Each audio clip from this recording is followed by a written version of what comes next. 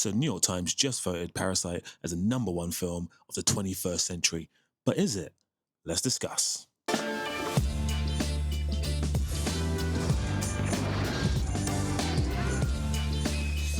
Right, if you've not seen my video, one of my earlier videos about Parasite on this channel, then you have missed out on quite a treat. But let me give you a quick oversight into that video. What I essentially said was, I don't think it's the masterpiece that everyone thinks it is. And I based that purely on the greatness of Bong Joon-ho's Memories of Murder, which is a superior film in every aspect. That's not to say Parasite is a bad film. It's actually a very good film.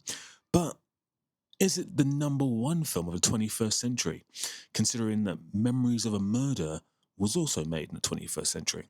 Well, by way of extension of what I just said, then you would have to assume my answer is no to that. But this list is very interesting because this list has a bunch of films in it that, quite frankly, I don't think should be here. Now, I'm not going to blame the New York Times in its entirety because it's really actually the readers of the New York Times that have voted for this. So it's not the critics or the editors or anything like that. It's actually the readers of the New York Times. But if we go through the list, then it's actually a very, very interesting list. Obviously, very American heavy because it's the New York Times.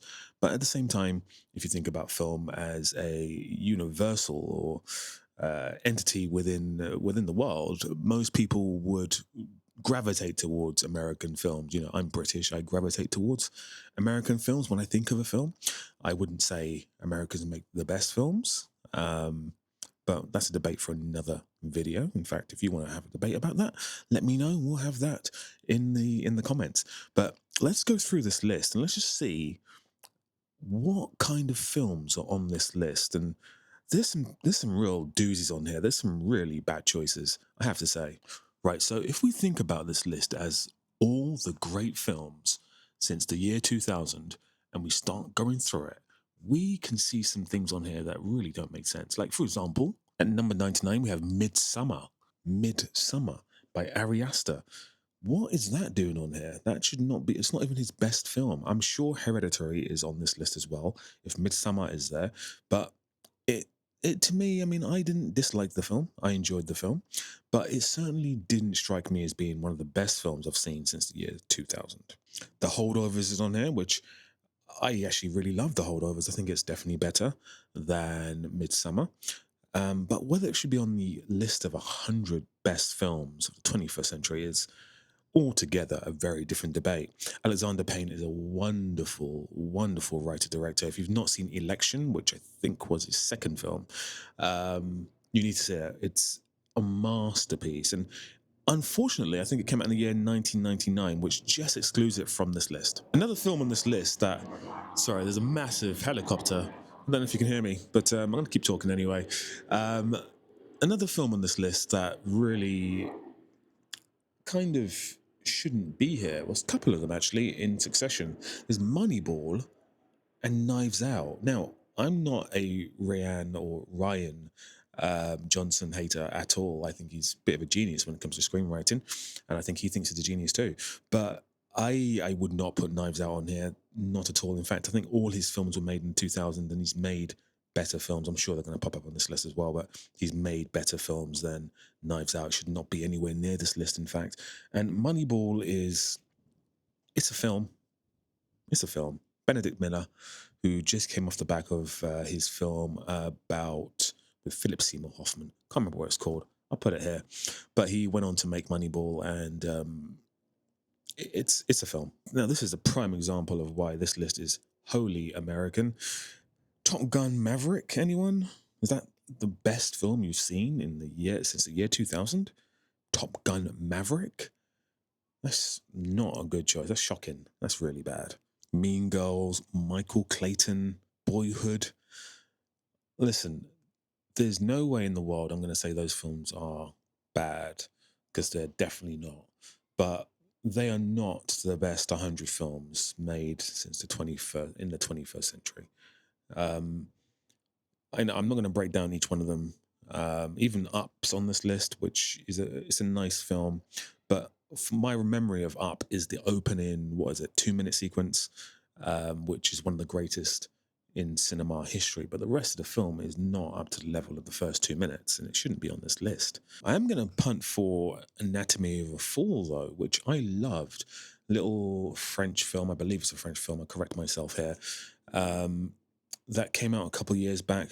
Amazing performance from Sandra Huller, German actress who I believe speaks French as well. I can't remember if she speaks French in the film. I think she does. I believe she does.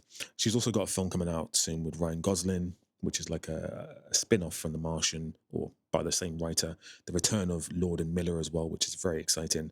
But yeah, if you've not seen Anatomy of a Fall, that definitely should probably be higher on this list. It should not be at number 80. That's way, way too low. We have some fan favorites like The Prestige, Uncut Gems, Tree of Life. Is that a fan favorite? I've actually never seen that film. I've seen I actually watched that film when it first came out for about 20 minutes, and I turned it off because the person I was watching it with was not interested at all. But I think I need to give that another try. Really, really underrated film in Spotlight, which, if you've not seen the work of Todd McCarthy, this guy, listen, he's not a name that gets mentioned very often. He's an actor, but he's also a director. He's mainly a director. He is one of the great American directors of this age. If you've not seen any of his films, start off with, I think it's called The Polling Station, or maybe it's not called The Polling Station, The Station Agent.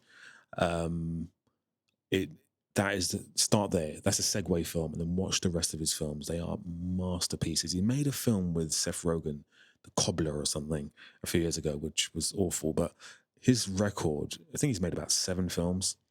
His record is impeccable. Todd McCarthy, go out, check him out. Amazing director. He's got very European sensibilities, but then he also splashes in his American ideologies in there as well. And he really, really is a fantastic director. Another film that should probably be higher up is Ya tu Mama También, which I've definitely not said correctly, but apologies to my Spanish viewers. It is brilliant. It really is brilliant. Honestly, if you've seen Children of Men, then you know who the director is. And this guy is, it's a very different film from any of his other works, but it really is an amazing film. If you love Andor, it's got the lead actor from Andor. Give it a try. It will change your life. Amazing film. Somehow Sinners has made it onto this list. It's at the halfway point at 52. I would not have put it on this list purely based on longevity. It literally came out 3 months ago. I think we need to give it some time, a couple of years, see if it gravitates, levitates, ruminates, and all the eights, and just kind of sticks in people's heads for the next 2 years. It can't be on the list now. I mean, that's just pathetic. But it's a good film. A film I did not like was Past Lives, which is somehow got above your Tu Mama También. Again, I said that completely wrong. But Past Lives is not better than that film. And this is where I have to call this list out a little bit. Bit of bullshit, really, isn't it? And then we've got, like, we're in the 40s now, and we got City of God, Old Boy, Pan's Labyrinth. And by the way, those films are below Lady Bird. Lady Bird is a highly overrated film. And again, I'm not dissing Lady Bird. I'm not saying it's a bad film. I have seen it. I didn't particularly think it was for me, and I didn't particularly think it was amazing. But I understand people that do like it. But it's no way above, though. How's it above Old Boy?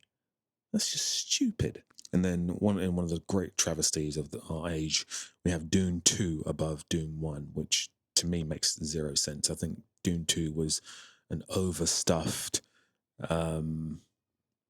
It's a good film, but it's really overstuffed, and particularly had a lot of errors in it. I feel like it's Denis Villeneuve's least in control film. He felt at times in that film he feels really out of control of his own power, and he's a master. He's an absolute master, but it just felt like at times the film was running away from him a little bit. Dune, it felt like he was absolutely in control of every single element of that film. 2 felt like it was stretched too far, and he was struggling to keep up with that. If that makes sense, let me know in the comments. But yeah, Dune 2 is at like 27. I think Dune 1 was at like 90 or something, or 80 or something. No, not 80. but around about the 90 mark, which is shocking to me. Like, even if you don't think Dune 1 is better than Dune 2, no way you think that there's a 70 place gap between those two films. And then we go into the 20s, where we have Arrival, Whiplash, Moonlight, Get Out, La La Land. La La Land shouldn't be on here.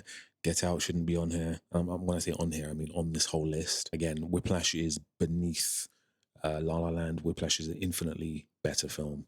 And as we go towards the tens, we have Inglorious Bastards at number 11. We have In the Mood for Love at number 12. In the Mood for Love is, if you've not seen it, is just a masterpiece of a film. If you're not the kind of person that likes films where nothing happens, don't watch it. If you don't mind sitting down for a couple of hours where nothing happened, but your life will be changed because the film is so incredibly dense and beautiful, do watch it. And then we have the tens. We have The Social Network on here. We have Internal Sunshine of the Spotless Mind, Spirited Away, Mad Max, Fury Road, which seems very high for a film of that nature.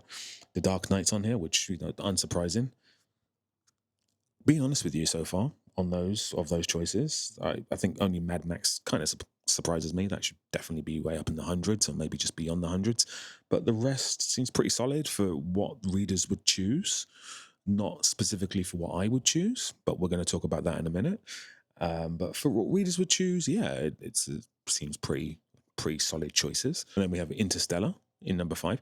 Interstellar is a really weird film because I find a lot of people don't like it, especially women don't like it.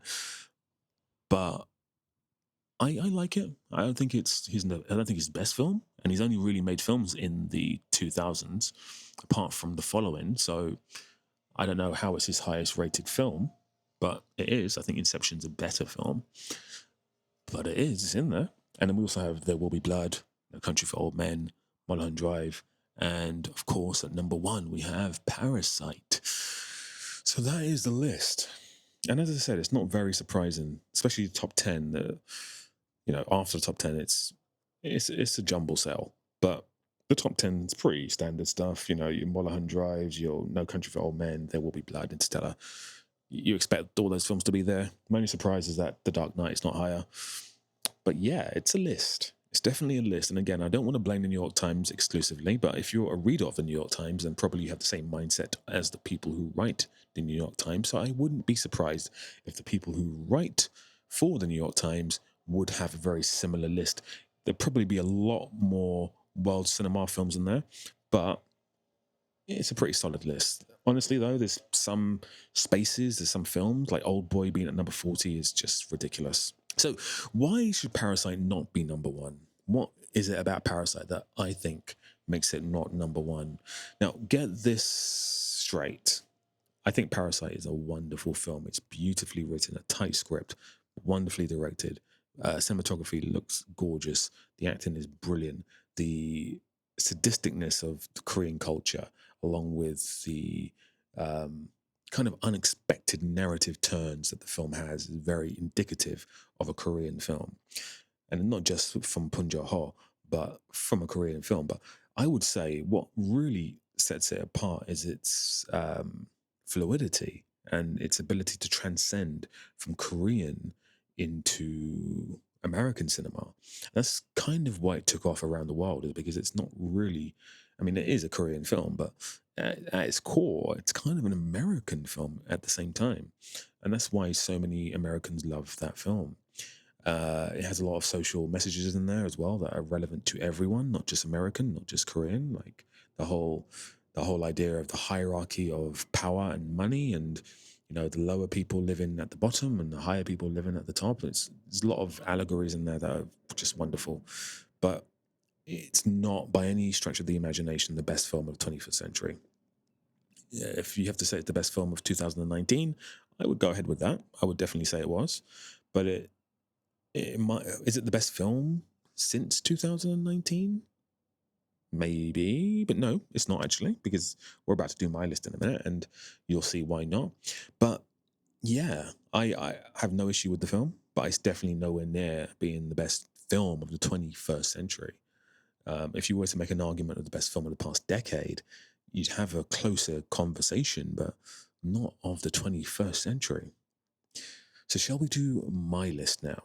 So my list is, as you'll see, um, very, very eclectic.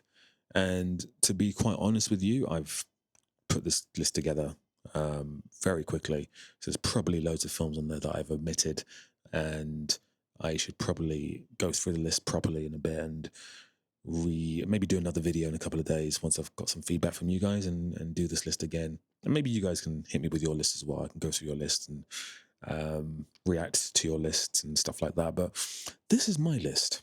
So let's talk about my list because it's all about me. So starting from number 10 to number 1, my list is number 10, The Hunt.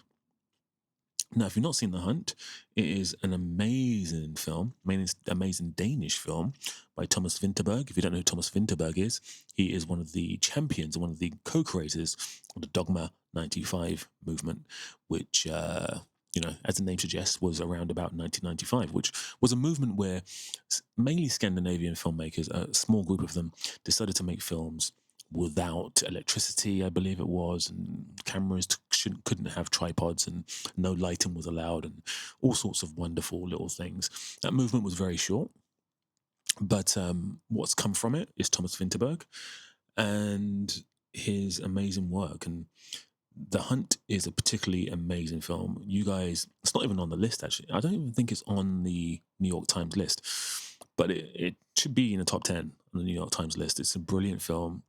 Stars the always amazing, fantastic Mads Mikkelsen, and it's a shocking film, but it's a brilliant film at the same time. Infinity War. Now I've put it on there purely because I love, like, it's for me Infinity War, maybe Endgame more so, but I enjoyed Infinity War more. It's a culmination of the 10 years prior of the MCU. And it's just if you've seen the rest of the MCU films prior to that point, to watch that film is just magical. Honestly, it brings everything together, and you just know the characters, you know the stories, you care for them, you care for the story, and the introduction of Thanos as the bad guy maybe rivals Darth Vader as the greatest villain of all time. You know, people still reference Thanos now. I've been watching Squid Game. There's a character called Thanos in with purple hair in reference to that character. So it's hugely important. Hugely. Hotel, I'm a legend, Thanos. I've put Inception in there. I think it's Christopher Nolan's best film apart from Memento, which may beg the question, why is this on there and not Memento? And this is why you don't make lists last minute like this, because then you make silly mistakes. But I love Inception. I think it's just brilliant. It's so beautiful. It's beautifully weaved together. If you get a chance to watch it again, you probably will do very shortly. Watch it again. Watch around about the 2 hour mark, maybe 2 hours and 20-minute mark.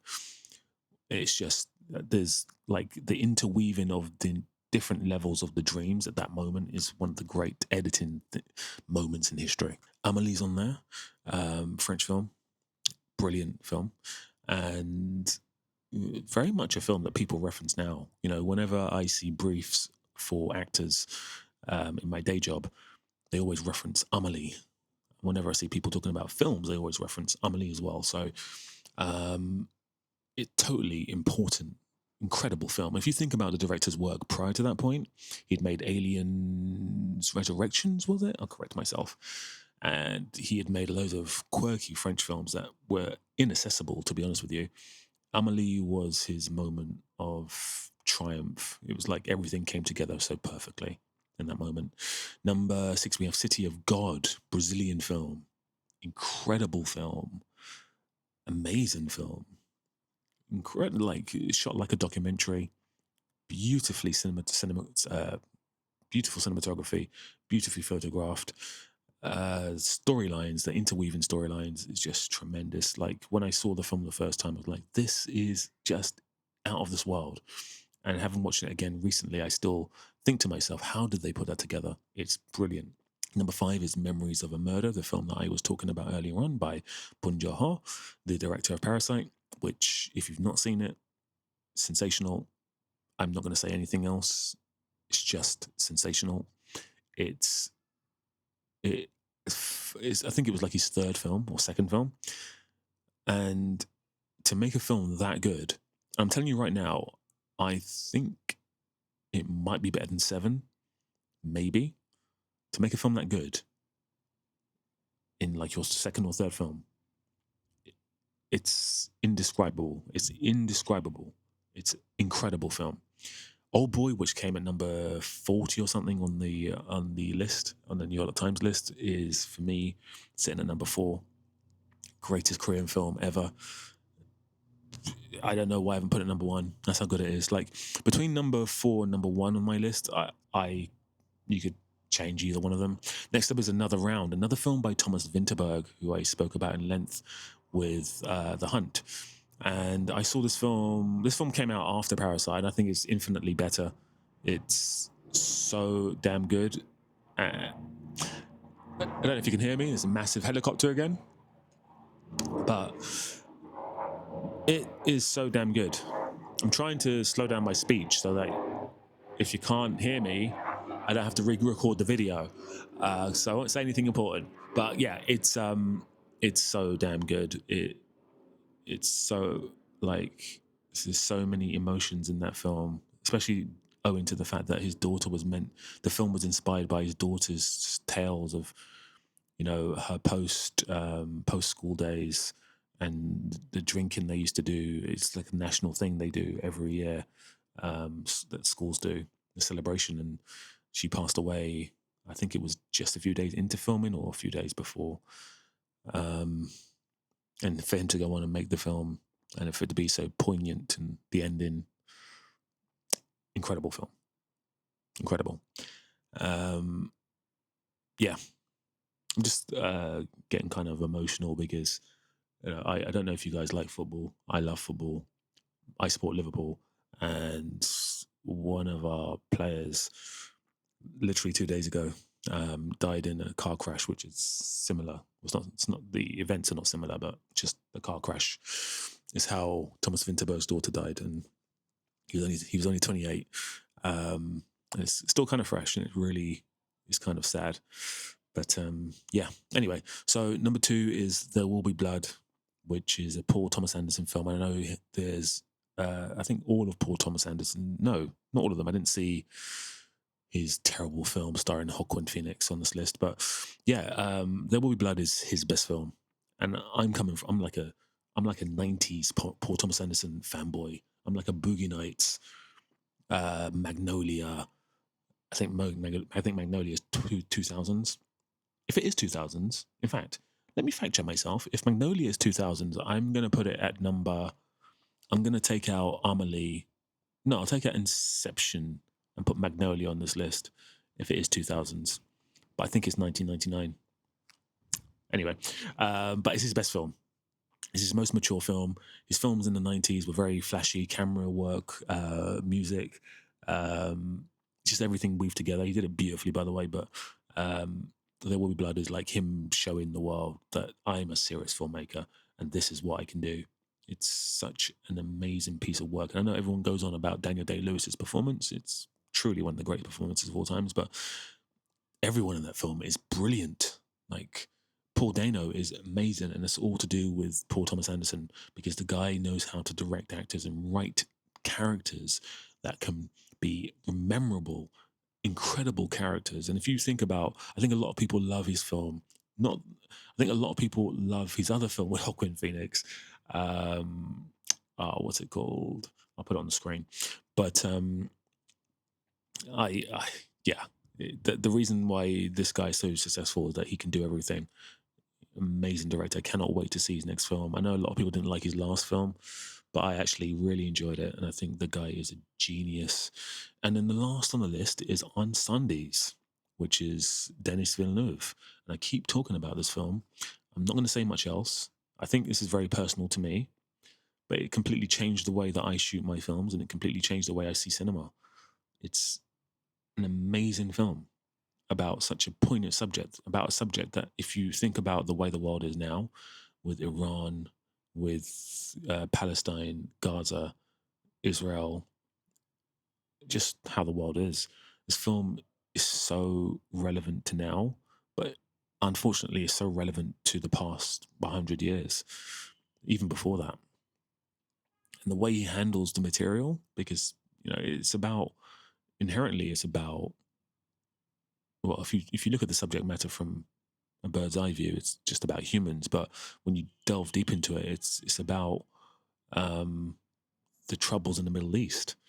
And Denis Villeneuve is not from the Middle East, and he handles the film, the character work, the camera work, the cross generational stories with such incredible elegance. And at that moment, I was like, this guy is one of the great directors of our age. And even now, he's not done any work anywhere close to this. And I know people love Blade Runner and Dune and Prisoners, Sicario.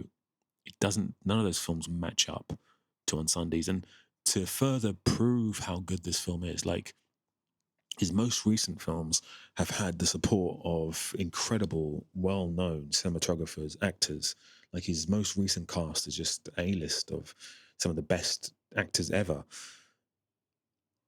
But if you look at On Sundays, there's no one famous. The cinematographer has not gone on to be anywhere near the level of Villeneuve, and that is a true mark of a great director and a true mark of my, not just one of my favorite films of the 21st century, but one of the greatest films I've ever seen in my life. It's not even on the list. It's not even on this New York Times list. And it didn't win the Best Foreign Film Oscar, which is a travesty. But life happens. So yeah, that's my top 10. What do you guys think about my top 10? What is your top 10? What do you think about the New York Times top 100? I would love if you guys could now write in the comments your top 10 or top 1 if you don't want to write 10, top 1 or top 3 or whatever you like. I don't mind. Just write some names in the comments and I will go through them. I will comment on them. I will take some time out and I will comment on each one of your comments, because I just love this subject. I really do. So I'll sit down and I'll comment on each one of your comments. Yeah, and hopefully you guys can go through my list, comb through it, and if you think there's some films on there that shouldn't be there, let me know, and I'll debate it with you in the comments, and I'll make a follow-up video as well. In fact, as I said, if I get enough likes on this video, if I get enough comments on this video, I will do a follow-up video where I react to your guys' lists. So this has been a bit of a long one. I was hoping to have a day off today because I've been working hard this week, and with the sad passing of Diego Jota is his name, Liverpool player. It's been a tough week. It's been a really tough week, but yeah, life is short, and you don't know what's going to happen and when it's going to happen. So I'm hoping you guys are safe. I'm hoping you're happy, and yeah, we're in this together, guys. We're in this together. I'm always here for you guys if you need to, whatever you need to say in the comments.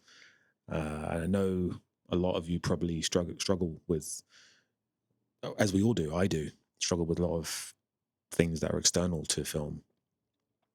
So yeah, just if you need to talk, put it in the comments. We'll talk. Big love. Speak to you soon.